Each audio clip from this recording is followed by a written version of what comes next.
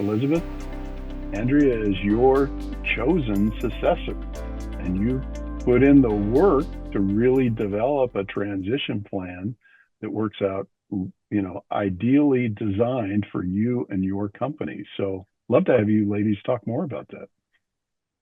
Yeah, yeah. Thank you, Steve. Thanks for having us. It's such a pleasure to be here. And it's interesting.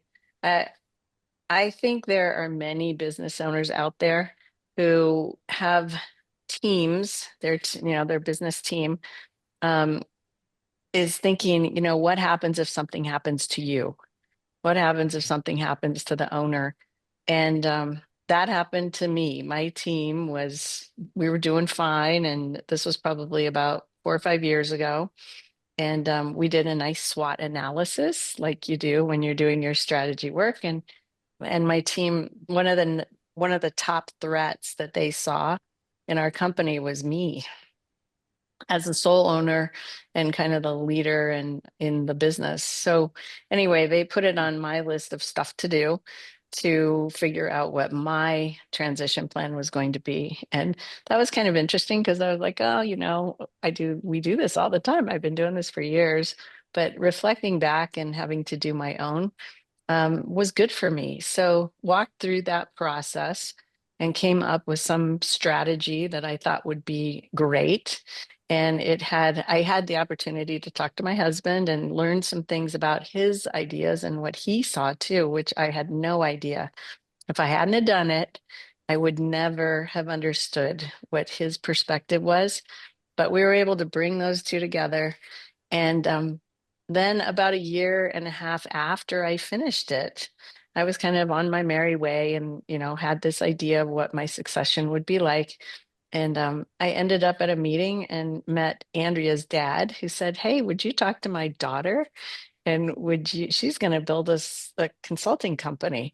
And I said, "Well, sure, I'd be happy to." And when we got together, I think because I knew what I was looking for and I actually had a strategy, I was almost immediately able to invite her into some conversations because I was ready.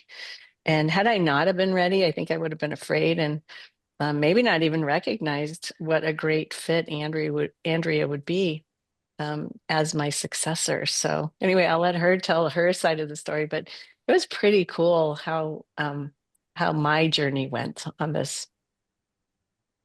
Yeah. Well, thanks again, Steve, for having us. Basically, everything that Elizabeth said so far is the truth. That kind of matches up. I come in a little bit later in that timeline. I had left my full-time job, thought I wanted to start doing some consulting or coaching. I was just trying to figure out what's the space.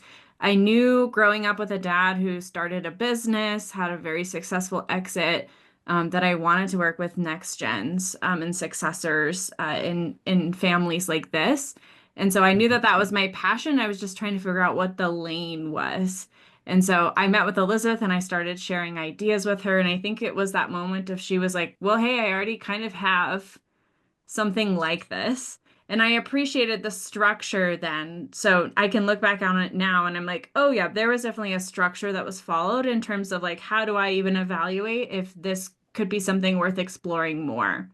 So we went through a tool called the IMAP, which is basically a multi construct like personality assessment. So what is Elizabeth's role in the business and what am I? She's a little bit more of a creative visionary.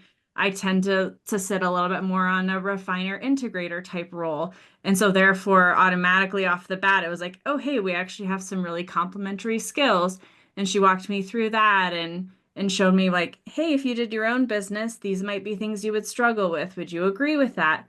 And I saw that and I saw the possibility kind of in the business. And so I was open to these discussions and ultimately it led to let's explore what it would look like to go into business together. We went through a tool that we call the Objectives Matrix, which is really just digging into what's the why. So Elizabeth had already done hers. What does she want to get out of life in the business? And she had me do the same just to make sure that it was that coming into this business was actually going to align with where I wanted to go in life. And when we had open conversations like that, and I was able to look at everything laid out, I'm like, oh, yeah, this does actually really align. with what I'm trying to go, what I'm trying to build, the type of impact I want to have on the world. And so discussions became a little bit more serious.